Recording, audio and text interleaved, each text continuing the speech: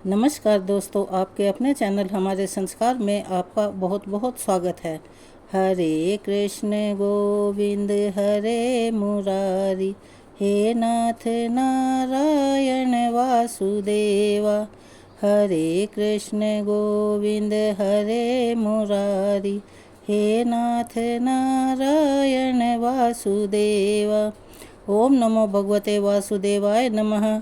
हर हर महादेव। उस परम पिता परमेश्वर की कृपा आप पर, आपके परिवार पर और आपके सभी अपनों पर हमेशा बनी रहे। आपके घर में अन्न के भंडार हमेशा भरे रहें।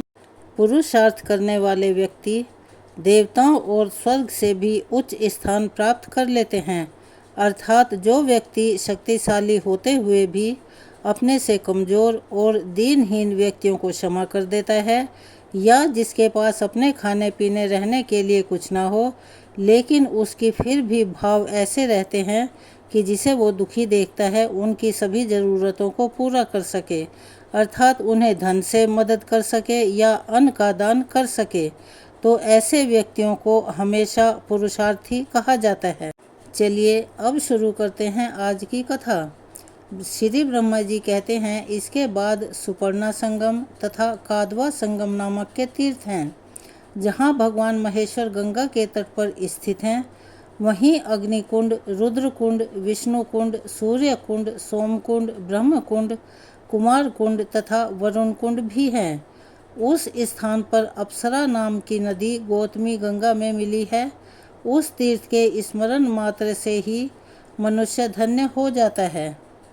उससे आगे पुरूरवस नामक तीर्थ है, उसके दर्शन की तो बात ही क्या है। स्मरण मात्र से ही पापों का नाश हो जाता है। एक समय राजा पुररवा ब्रह्मा जी की सभा में गए। वहाँ देव नदी सरस्वती ब्रह्मा जी के पास बैठकर हंस रही थी। उस रूपवती देवी को देखकर राजा ने उर्वशी से पूछा, ब्रह्मा जी के पास यह रूपमती साध्वी स्त्री कौन है? यह तो सबसे सुंदर युवती है और अपने सौंदर्य के प्रकाश से इस सभा को उद्दीप्त कर रही है। तब उर्वशी ने कहा, यह कल्याणमयी ब्रह्म कुमारी देव नदी सरस्वती है। यह प्रतिदिन आती जाती रहती हैं। यह सुनकर राजा को बड़ा विस्मय हुआ। उन्होंने उर्वशी से कहा, इसको मेरे पास बुलाकर लाओ। उर्वशी ने जाकर राजा का संदेश सुना दिया। सरस्वती ने स्वीकार कर लिया और अपनी प्रतिज्ञा के अनुसार वह पुररवा के पास आई। राजा ने सरस्वती नदी के तट पर उसके साथ अनेक वर्षों तक विहार किया। यह देख मैंने सरस्वती को श्राप दे दिया। मेरे श्राप के कारण वह मृत्यु लोक में कहीं लुप्त हो गई और कहीं दिखाई देती है। जहाँ सरस्वती नदी गंगा में मिली है, वहाँ पहुंचकर राजा पुररवा ने तपस्या की और महादेव जी की आराधना करके गंगा जी के प्रसाद से संपूर्ण अभीष्ट को प्राप्त कर लिया। तब से उस स्थान का नाम पुररवा तीर्थ, सरस्वती संगम और ब्रह्म तीर्थ पड़ गया। वहाँ सिद्धेश्वर नाम से प्रसिद्ध महादेव जी रहते हैं और वह तीर्थ सभी कामनाओं को पूर्ण करने वाला है। उसके सिवा सावित्री, गायत्री, श्रद्धा, मेधा और सरस्वती, यह 5 पुण्य तीर्थ हैं। वहाँ स्नान और जलपान करने से मनुष्य सभी पापों से मुक्त हो जाता है। यह 5 मेरी कन्याएं हैं जो नदी रूप में परिणित हो गई हैं। जहाँ वे भगवती गंगा से मिली हैं, वहीं 5 तीर्थ हैं। यह 5 नदियाँ और सरस्वती पवित्र तीर्थ है। मनुष्य उनमें स्नान, दान आदि जो कुछ भी करता है, वह सब अभिलक्षित वस्तुओं को देने वाला तथा नष्ट कर्म से बढ़कर मोक्ष का साधक माना गया है। शमी तीर्थ के नाम से जिसकी प्रसिद्धि है, वह भी सभी पापों को शांत करने वाला है। नारद अब उस तीर्थ की कथा सुनाता हूँ, सावधान होकर सुनो। पूर्व काल में प्रियव्रत नाम से प्रसिद्ध अक्षत्रिय राजा हुए। उन्होंने गोदावरी के दक्षिण तट पर अश्वमेध यज्ञ की दीक्षा ली। उस यज्ञ के पुरोहित वशिष्ठ जी हुए। एक दिन की बात है, उस यज्ञ में हिरण्य नामक दैत्य आ गया। फिर वशिष्ठ जी ने अपने दंड से उसे मार भगाया। फिर पुनः यज्ञ आरंभ हुआ। दैत्य अपनी सेना के साथ भाग खड़ा हुआ। वहाँ निम्नांकित तीर्थों में अश्वमेध यज्ञ के फल दिए: शमी तीर्थ, विष्णु तीर्थ, अर्क तीर्थ, शिव तीर्थ, सोम तीर्थ और वशिष्ठ तीर्थ। यज्ञ समाप्त होने पर देवताओं और ऋषियों ने वशिष्ठ और प्रियव्रत से कहा, इन तीर्थों ने अश्वमेध यज्ञ का फल दिया है। अतः इनमें स्नान दान करने से मनुष्य अश्वमेध यज्ञ का पूर्ण फल प्राप्त कर सकेगा, इसमें तनिक भी संदेह नहीं है। हे मुने, गौतमी में एक स्थान पर अनेक नदियाँ मिली हैं। उन सब के नाम पृथक पृथक तीर्थ हैं।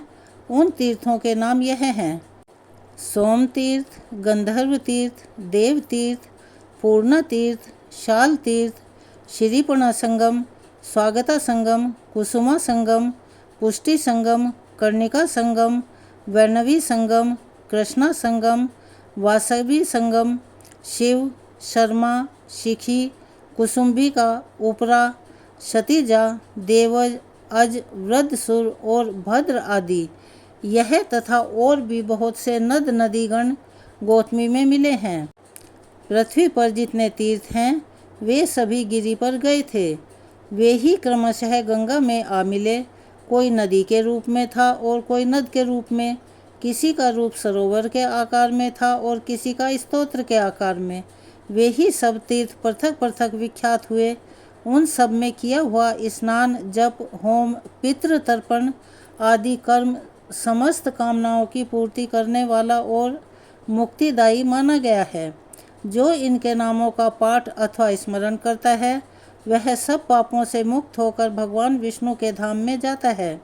वृद्धा संगम नामक एक प्रसिद्ध तीर्थ है जहाँ वृद्धेश्वर नामक शिव का निवास है। उस तीर्थ की कथा सभी पापों का नाश करने वाली है। अब उस तीर्थ की कथा भी सुनो। पूर्व काल में एक महातपस्वी मुनि थे। उनका नाम वृद्ध गौतम था। वे जब बालक थे तब किसी तरह पिता ने उनका यज्ञोपवीत मात्र कर दिया। इसके बाद वे बाहर भ्रमण करने को चले गए। उन्हें केवल गायत्री मंत्र याद था। वे वेदों का अध्ययन और शास्त्रों का अभ्यास नहीं कर सके। केवल गायत्री का ही जप और अग्निहोत्र नियम पूर्वक कर लिया करते थे। इतने से ही उनका ब्राह्मण सुरक्षित था। विधि पूर्वक अग्नि की उपासना और गायत्री जप करने से उनकी आयु बहुत बढ़ गई थी और ये भी उनकी अवस्था अधिक हो चुकी थी, किंतु विवाह नहीं हो सका था। कोई उन्हें कन्या देने वाला मिला ही नहीं। गौतम भिन्न भिन्न तीर्थों, वनों और पवित्र आश्रमों में भ्रमण करते रहे।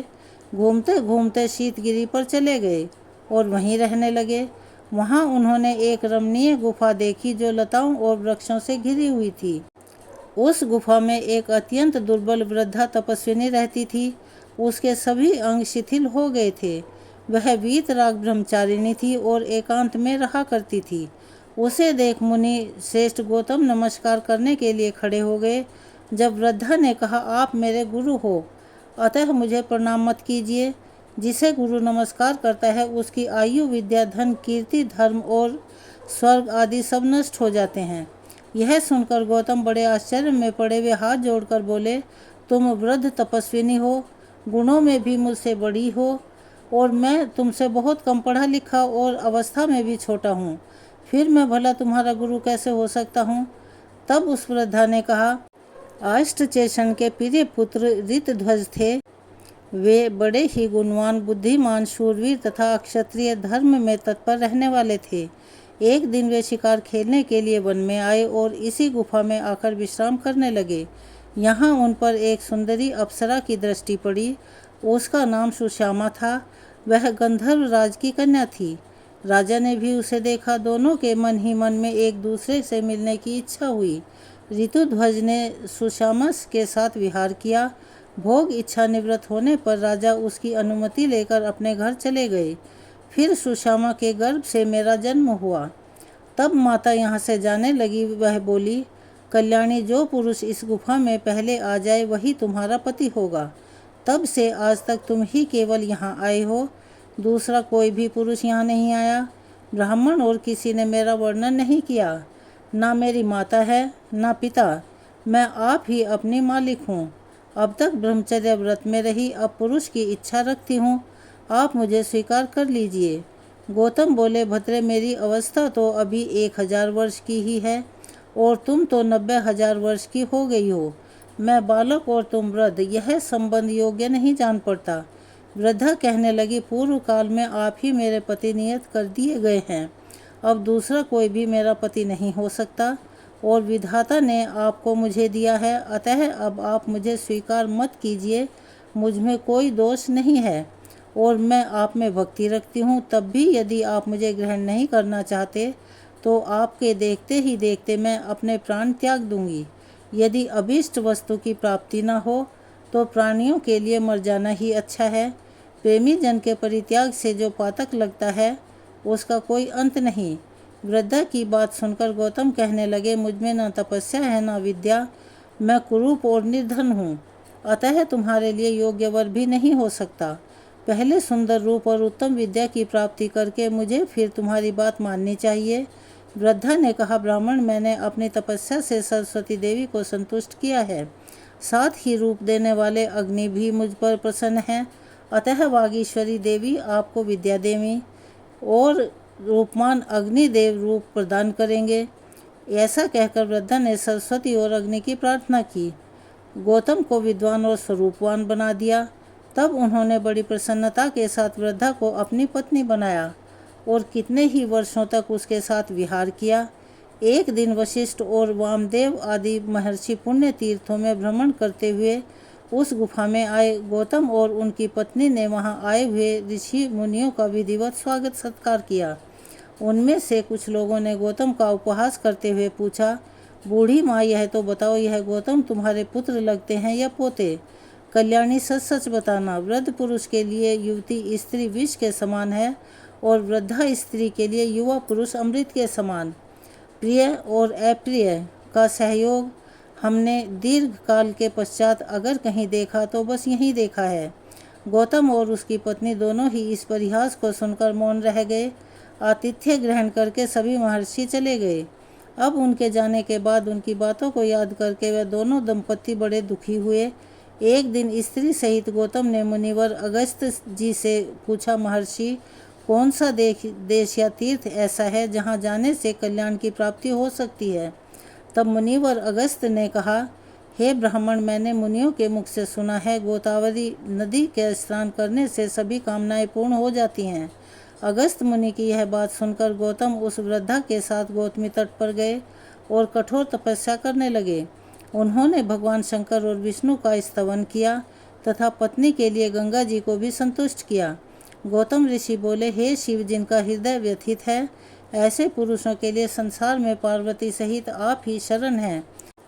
ठीक वैसे ही जैसे मरुभूमि के पथिकों को वृक्ष का ही आश्रय है, भगवान श्री कृष्ण आप ही छोटे बड़े सब भूतों का निवारण करने वाले हैं।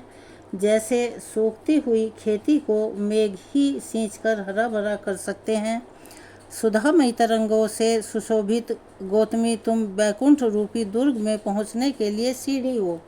हम अधोगति में पड़कर संतप्त हो रहे हैं, माते तुम हमारे लिए शरण हो जाओ।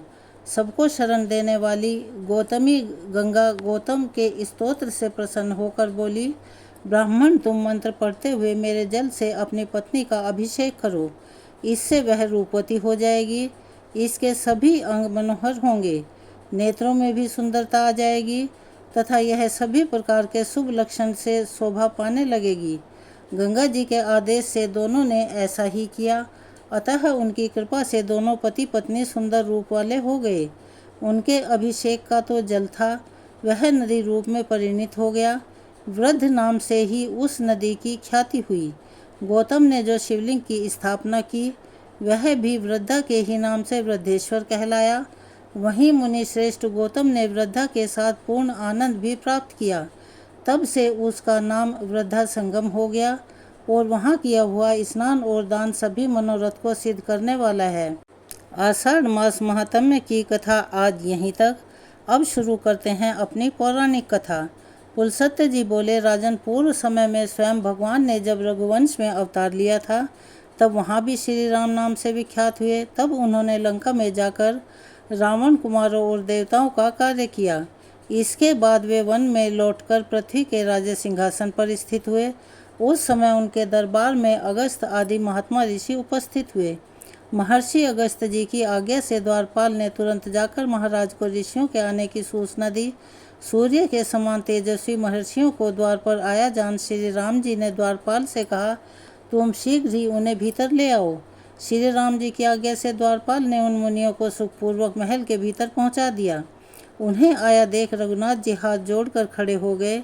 उनके चरणों में प्रणाम करके उन सबको आसनों पर बिठाया। इसके बाद पुरोहित वशिष्ठ जी ने पाद अर्घ और आचमन निवेदित करके उनका आतिथ्य सत्कार किया। इसके बाद श्री राम जी ने जब उनसे कुशल समाचार पूछा, तब वे वेद वेताओं महर्षि अगस्त्य जी को आगे करके इस प्रकार बोले, महाभावों, आपने प्रताप से सर्वत्र कुशल हैं। रघुनंदन, बड़े सौभाग्य की बात है कि शत्रु दल का संहार करके लौटे हैं। आपको हम लोग सकुशल देख रहे हैं। कुलघाती पापी और दुरात्मा रावण ने आपकी पत्नी को हर लिया था। वह उन्हीं के तेज से मारा गया। आपने उसे युद्ध में मार डाला। हे रघुकुल श्रेष्ठ, आपने जैसा कर्म किया है वैसा कर्म करने वाला इस संसार में दूसरा कोई नहीं है। राजन, हम सब लोग यहाँ आपसे वार्तालाप करने के लिए आए हैं। इस समय आपका दर्शन करके हम पवित्र हो गए। आपके दर्शन से हम वास्तव में आज तपस्वी हुए हैं।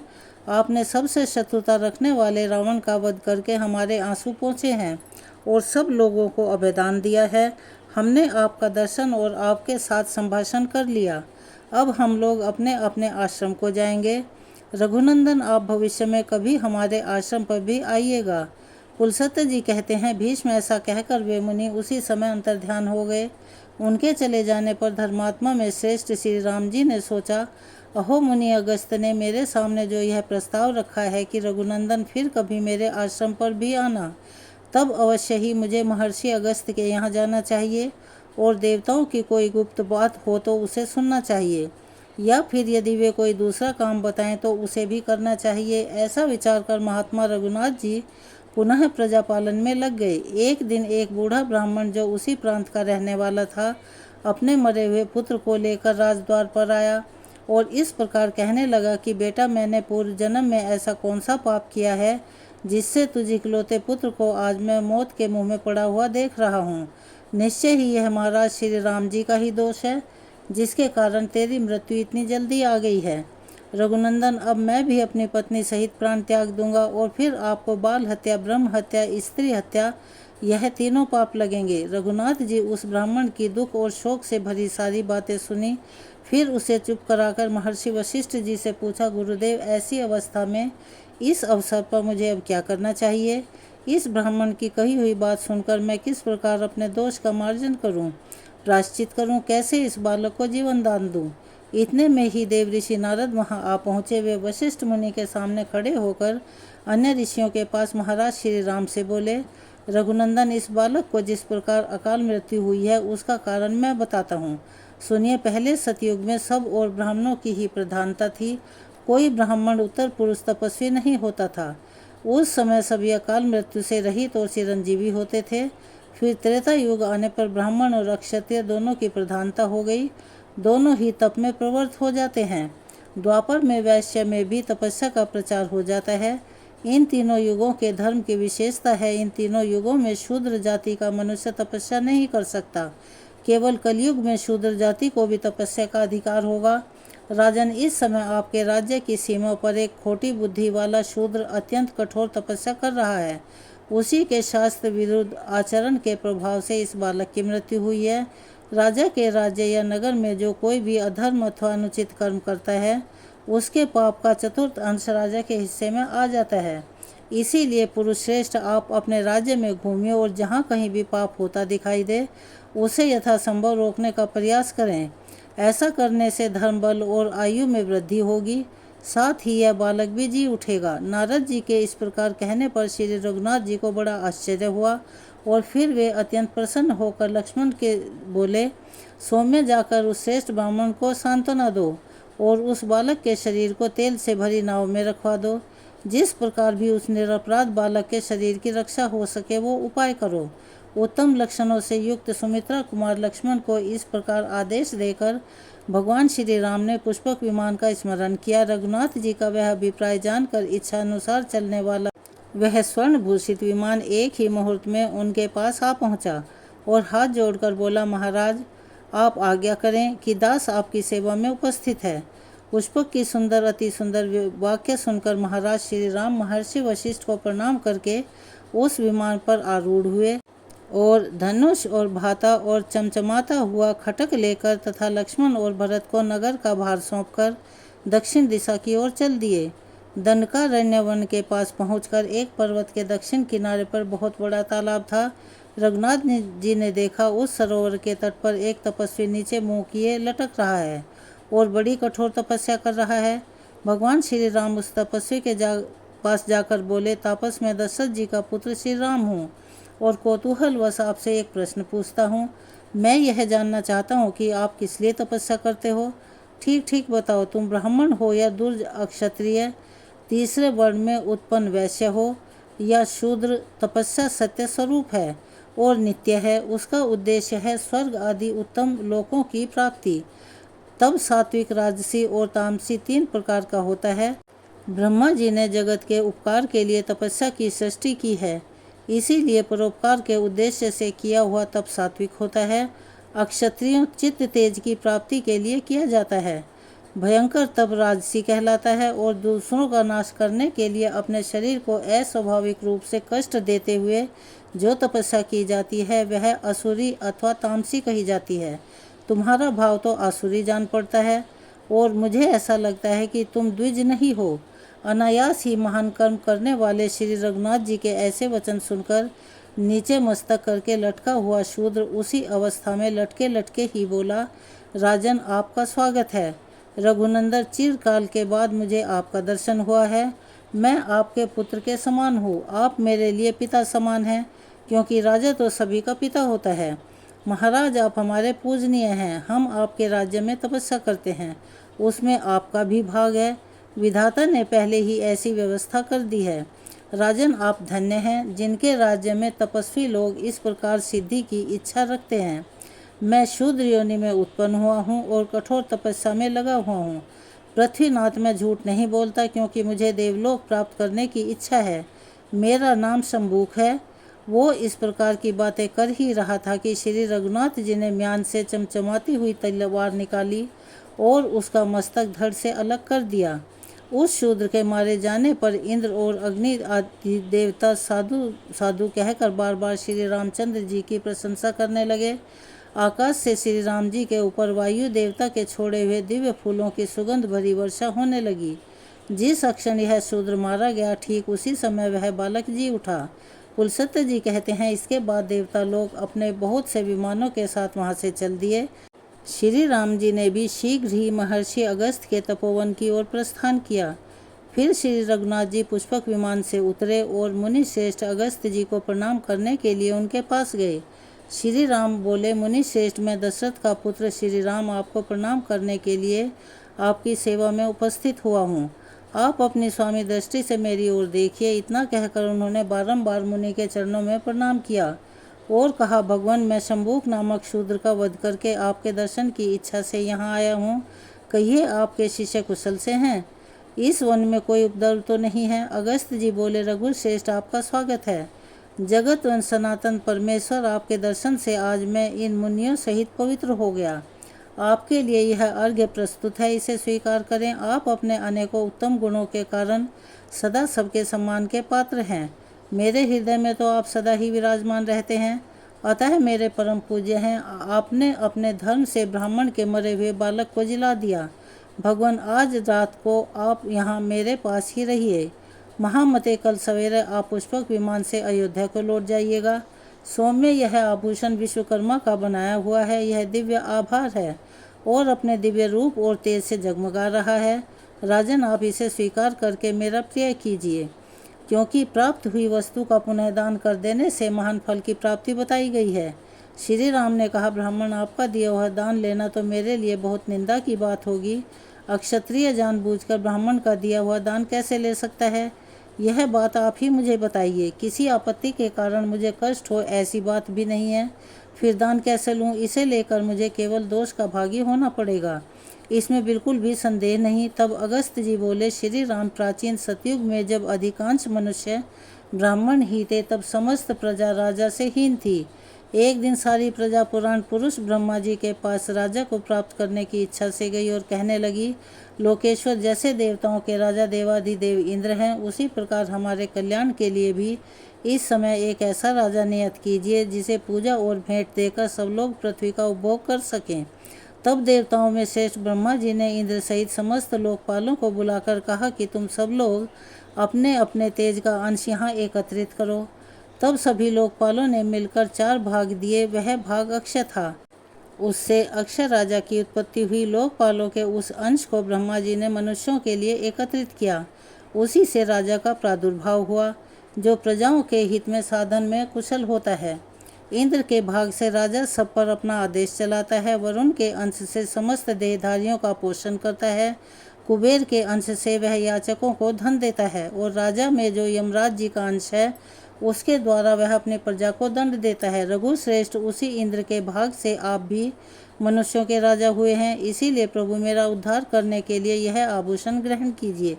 पुलस्त्य जी कहते हैं, राजन, जब श्री रघुनाथ जी ने महात्मा अगस्त्य से वह दिव्य आभूषण ले लिया, जो बहुत ही विचित्र था और सूर्य की तरह चमक रहा था, उसे लेकर वे बहुत देर तक निहारते रहे। बार बार विचार करने लगे कि ऐसे रत्न तो मैंने विभीषण की लंका में भी नहीं देखे। इस प्रकार मन ही मन सोच विचार करने के बाद श्री राम जी ने महर्षि अगस्त्य से उस दिव्य आभूषण की प्राप्ति का वृतांत पूछना आरंभ किया। भगवान श्री राम बोले, ब्राह्मण, यह रत्न तो बड़ा अद्भुत है। राजाओं के लिए भी यह अलभ्य ही है। आपको यह कहाँ से और कैसे मिल गया? किसने इस आभूषण को बनाया है? तब अगस्त्य जी कहने लगे, रघुनंदन, पहले त्रेता युग में एक बहुत विशाल वन था। उसका व्यास 100 योजन का था, किंतु उसमें ना तो कोई पशु रहता था, ना पक्षी। उस वन के बीचों बीच 4 कोस लंबी एक झील थी, जो हंस और कारड़ आदि पक्षियों से संकुल थी।